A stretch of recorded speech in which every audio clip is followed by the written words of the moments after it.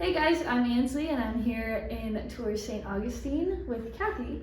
Tell us a little bit about the building, the company, and then what you do. Okay, we are Tours St. Augustine. We're one of the oldest, if not the oldest, receptive tour operator here in St. Augustine. We started out doing educational tours with young people coming in who were studying Florida history.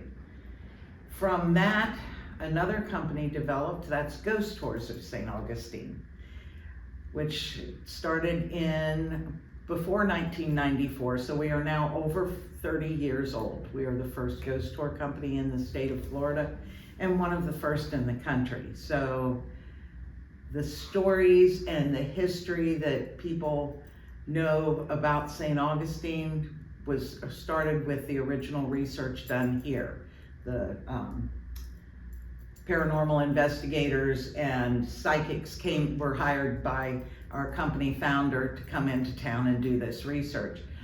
Wow. A lot of the books that are written about ghosts in St. Augustine were written by people who started as tour guides with Ghost Tours of St. Augustine. Right. So we're very proud of our history here in St. Augustine, as well as the history of St. Augustine. Yeah, that's really neat. But over the years, of course, we've done more research. People have delved into different things. You'll have something happen that you want an explanation for, and so you go into the history of the location or the building and you find out more about why this haunting has taken place there. So yes, over the years we've added a number of stories and things that we've researched and tried to verify as much as possible. One of the things we don't do is we don't make up stories. St. Augustine is 459 years old.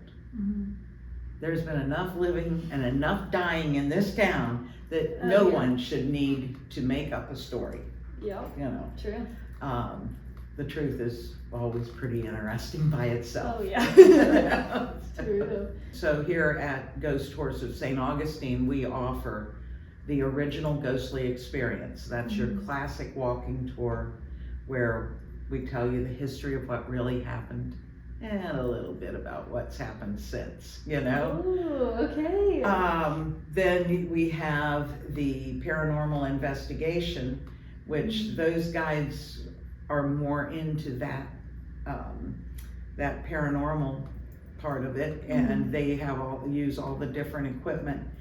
We'll take their group and show them how to use the EMF meters, the voice sensors, pendulums and divining rods and those types of things, so that they can try to make contact with the spirits in the areas like the Castillo grounds or the cemetery areas. All our guides are very versatile, but they have their own specialties and things that they like to do. Fun.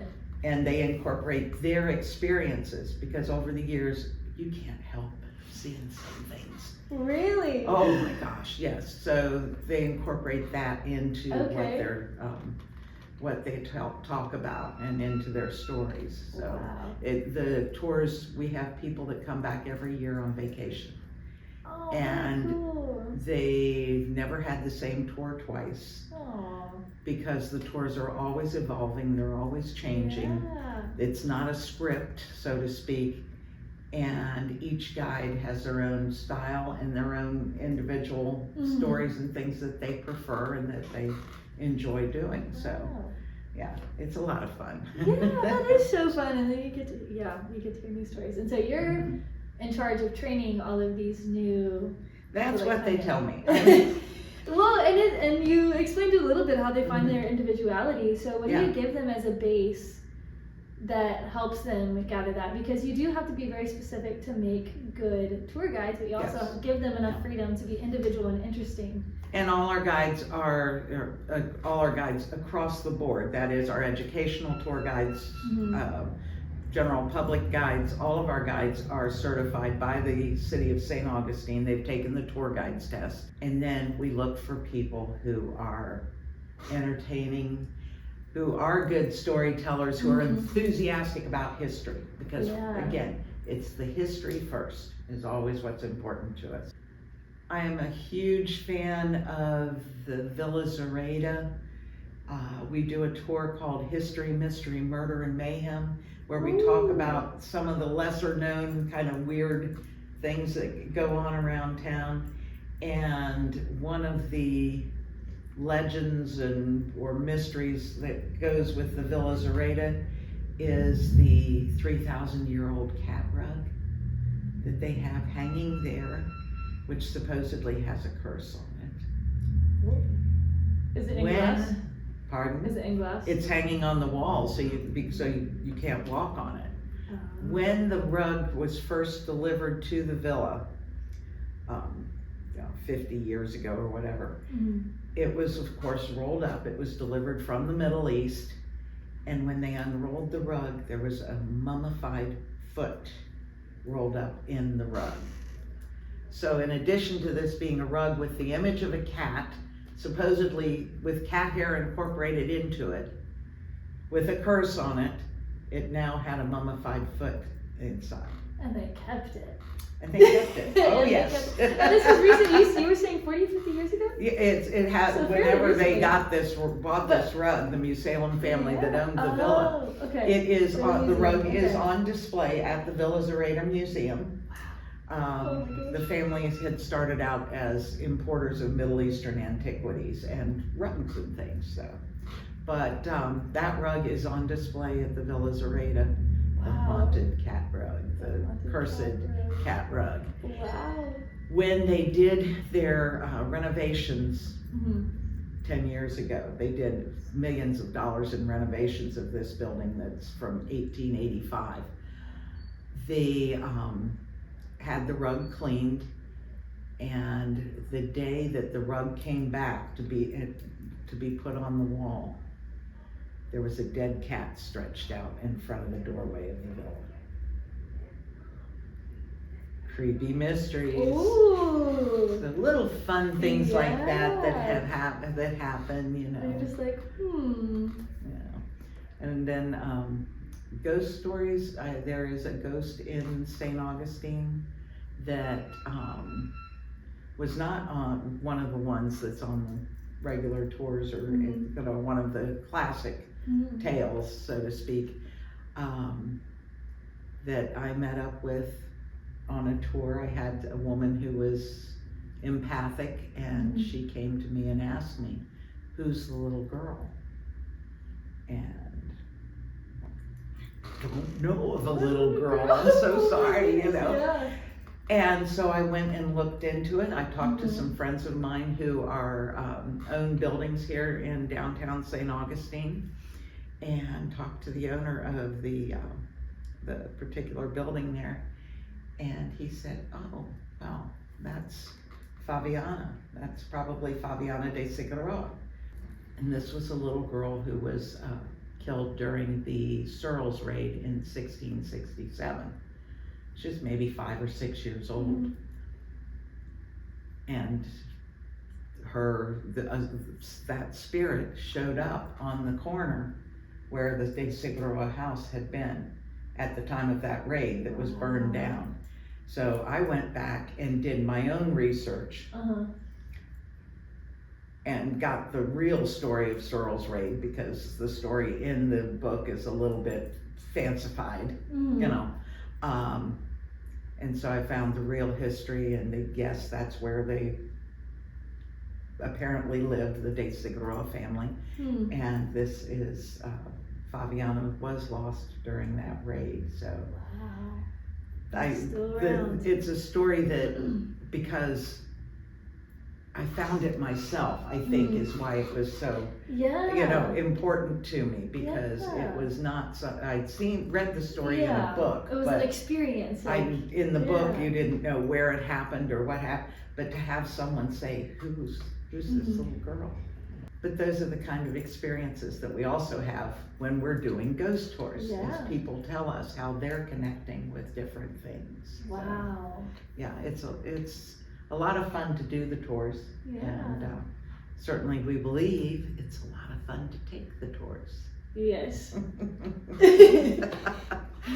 guess what we do here? Yes. We want the community, when they have company coming in from someplace else, Yeah.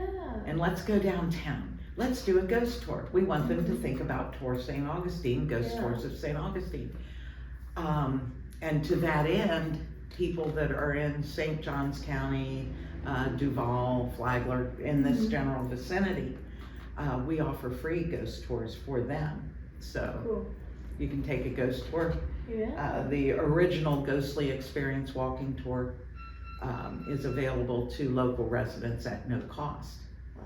We also offer significant discounts to Florida residents. So Okay. if you're coming in from around the state, you can get a 50% discount on a ghost tour, Nice. which is a deal. Yeah, and then you get to take a tour of downtown, Yeah. find out all kinds of fun facts. On Saturday at 2 o'clock, we have a historic walking tour that Okay, people cool. can sign up for and just get like a 1-hour introduction to the city. Nice. On Sundays, we do that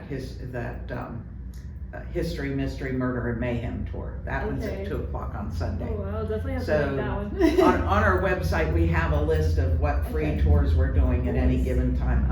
Also, we're doing an historic pub crawl. So that's, So many is options. available a couple of days too, for people Cool. who don't want the ghosts, but don't mind hearing about what kind of nice little drinking holes we have here in St. Augustine. Exactly. And the history behind the area. So Yeah. we've got some different things that we're trying to do for the community and to keep people interested in coming downtown. Cool. Keep our guides working, that kind of thing. Yeah. So, we're always trying to do something different. During Nights of Lights, we do walking tours for people that don't want to do the riding tours around town. Yeah. And we have this shop now. Yes.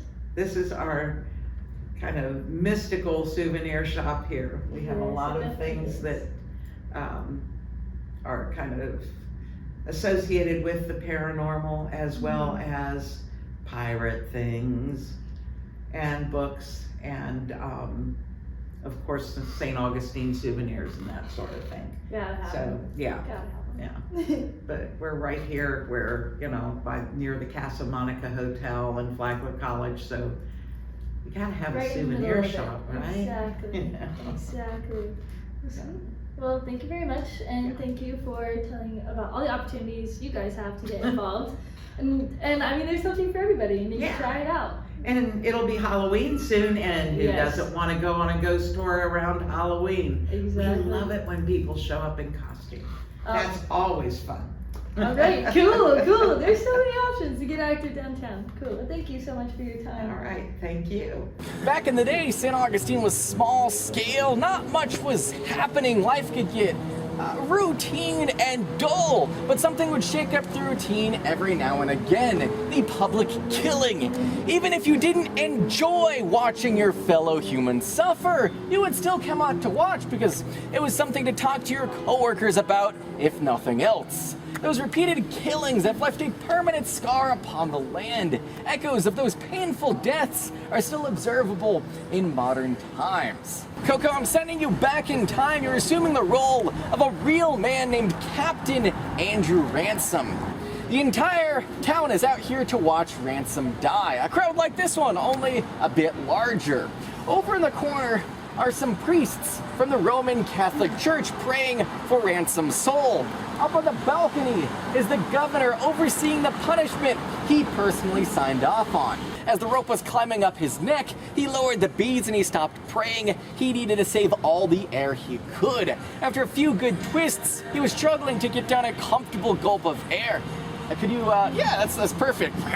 He was having some difficulty. After 2 more twists, the rope was biting into the flesh of his neck. Blood was trickling down and staining his shirt. 3 more twists and his eyes were bulging out of his head. A 10th, an 11th, a 12th twist, and snap! Many sailors were captured after ransom. Some people were captured at the same time as him, from his very own ship, from his very own crew. Those other pirates were also sentenced to death by garrote, and they did not get their very own miracles. They were executed painfully in this section of the plaza where we are standing now. Echoes of those deaths are still observable in modern times. People on the sensitive side of the supernatural spectrum, when they walk around this part of the plaza, they report a weight on the chest, a tightening of their throat. This discomfort doesn't go away until they leave the plaza entirely.